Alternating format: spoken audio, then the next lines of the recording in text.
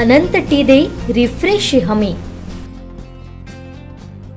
रत्नागिरी सिंधुदुर्ग लोकसभेच्या निवडणुकीत नारायण राणे विजयी झाल्याने महायुतीच्या कार्यकर्त्यांमध्ये आनंदाचं वातावरण आहे।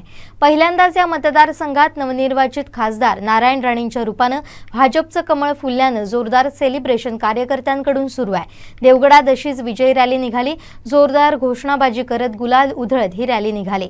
महिला पदाधिकाऱ्यांचा मोठा सहभाग पाहायला मिळाला। नितेश राणेंच्या सहभागाने देखील आणखीन उत्साह संचारला। पाहूया देवगडातील विजयी रॅली।